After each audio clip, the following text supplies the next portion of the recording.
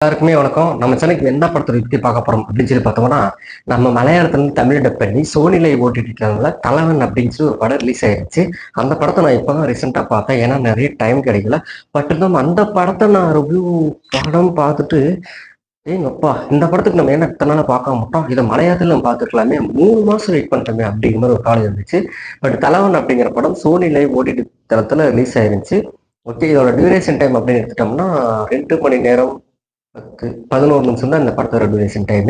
இதை தாண்டி இந்த படத்துல யாரெல்லாம் நடிச்சிருக்காங்க அப்படின்ட்டு பார்த்தோம்னா, விஜய் மேனன் சார் நடிச்சிருக்காரு. இவங்க கூட பார்த்தோம்னா ஆசிப் அலி அப்படிங்கிற இன்னொரு ஹீரோ பண்ணியிருக்காரு.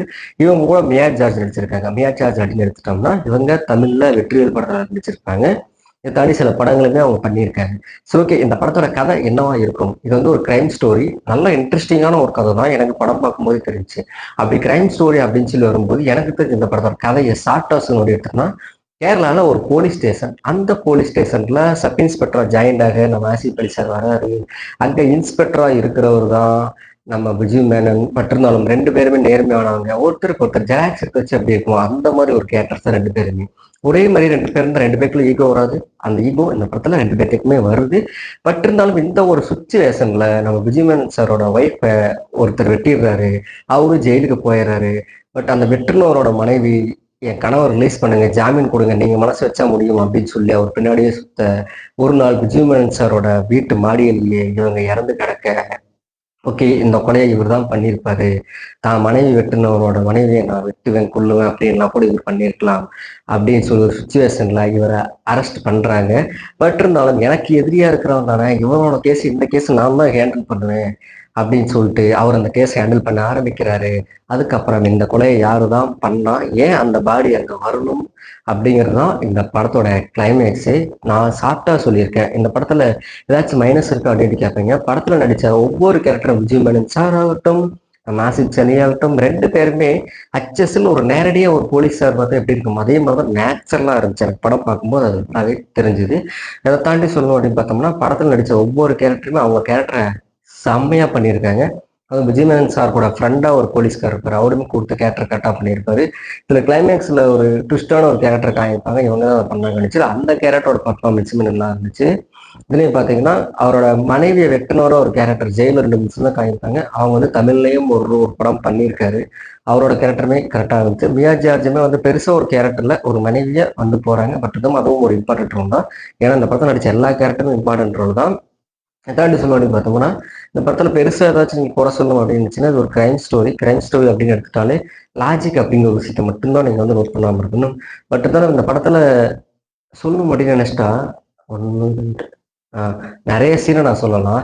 ஏன்னா நம்ம கிரைம் ஸ்டோரி அப்படின்னு எடுத்துட்டோம்னா, எப்படா இருந்தாலும் நம்ம தான் எத்தனை கிரைம் ஸ்டோரி பார்த்துட்டோம், அடுத்த சீன் தான் நடக்கும் பாரு அப்படின்னு இருப்போம். பட் இந்த படத்துல அப்படி ஒரு விஷயம் இல்லை.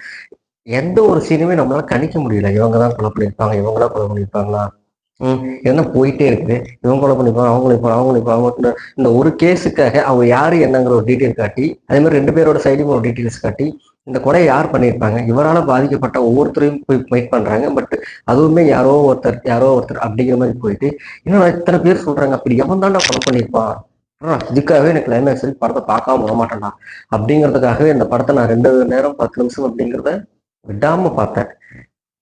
வா, என்ன ட்விஸ்ட் விட்டுட்டே இருக்காங்க. ஒரு ஆட்டோ வச்சு ஒரு ட்விஸ்ட் காட்டுவாங்க. இதே ஸ்டேஷன்ல ஒர்க் பண்ற ஒரு ஏட்டு வச்சு ஒரு சீன் இருக்கும். அவர் வந்து ஒரு நடிகை கிட்ட தப்பா நடக்க முயற்சி பண்றப்ப அவர் வந்து பழி வாங்கிட்டாருன்னு சொல்லி அவர் வந்து இவர் பழி வாங்க சுத்துற அந்த ஒரு சீன் ஆகட்டுமே, இவங்க தான் பண்ணியிருக்காங்க அப்படின்னு சொல்லி சில சீன்ஸ்ல கொண்டு போயிட்டு அங்க ரிவீல் பண்ற வேற மாதிரி ஆகட்டும். ஒரு கட்டத்துல இதை வந்து நான் சினிமாவா படமா பண்றேன் அப்படின்னு சொல்லிட்டு ஒரு டைரக்டரா வந்து ஒரு 2 சீன் வந்து ஒரு சில கதை சொல்லுவாரு. ஒருவேளை இவர் சொல்லும்போது இருக்கும், அதே அந்த போலீஸ்காரர் கேட்கல அப்படிங்கிற மாதிரி இருக்கும். திரும்ப அவரே வந்து இது நடந்திருக்காருங்க, நான் தான் முட்டாள்தனமா சொல்லிட்டேன் அப்படின்னு அந்த விஷயம் ஆகட்டும். அவங்க கிளைமேக்ஸ் எல்லாம் ஒரு 1/4 மணி நேரம் தான் இருக்குது. என்னடா இவங்க வந்து யார் அக்யூஸ்ட்னு சொல்லவே இல்லை. அதுக்கப்புறம் ஏன்னா அந்த ஒரு 8 நிமிஷம் கேப்ல கூட இவர் கொலை பண்ணியிருப்பாரா அப்படின்ட்டு ஒரு போறாங்க. ஆனா அவர் தான் கொலை பண்ணியிருப்பாரா அப்படிங்கிறதே நம்ம படம் பார்க்கும்போது, அப்படியா, இதே ஒரு வழியை கொலைகாரனை கண்டுபிடிச்சிட்டாங்களே அப்படின்னு சொல்லி, ஏன்னா அந்த படம்லாம் தேட்டரில் பார்த்தோன்னா திக்கு திக்கு திக்கு திக்குன்னே இருந்திருக்கும். ட்விஸ்ட் கண்டுபிடிக்க முடியாது. ஆர்டிஸ்ட்லாம் பயங்கரமா நடிப்பு. அதே மாதிரி பெருசா ஒன்றும் பட்ஜெட் இல்லை. ஏன்னா நம்ம ஏரியாலாம் பார்த்தோம்னா அந்த காலத்துல விஜயகாந்த் நடிச்ச ஒரு படம் அப்பா பையனை பழிவாங்க, அப்பா பையன் 2 பேரு. பட் பையன் தான் அப்பாவ பழி வாங்குவான். அந்த படத்த இப்ப ரீசென்ட்டா எடுத்து ரிலீஸ் பண்ணியிருந்தாங்க.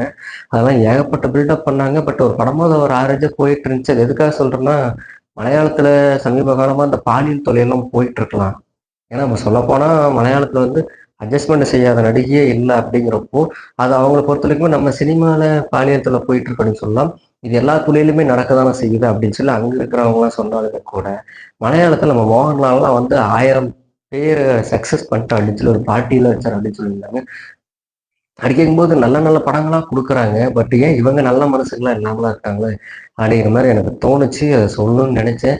பட் இருந்தாலும் இந்த படத்த பார்க்கும்போது அந்த பாலியலும் ஒரு நிமிஷம் எனக்கு மைண்ட் வந்துட்டு தான் போச்சு. என்னடா மலையாள படத்துல இதெல்லாம் நடந்துட்டு இருக்குது அப்படின்னு சொல்லிட்டு. அதுவும் நம்ம ராதிகா மேடம்லாம் வந்து கேரவனுக்குள்ளேயே கேமரா வச்சாங்கடா அப்படின்னுச்சு. அதுவும் எனக்கு புரியல. ஏன் கேரவனுக்குள்ள கேமரா வைக்கிறான் அப்படிங்கிறப்போ, ராதிகா ஒண்ணும் புது நடிகைலாம் இல்ல. அவங்க அப்பாலாம் வந்து பெரிய ஒரு ஆக்டர். அவங்க அண்ணன் அதோட ஒரு பெரிய ஆக்டர். இவங்கலாம் வந்து அந்த உண்மைய சொல்லலையே!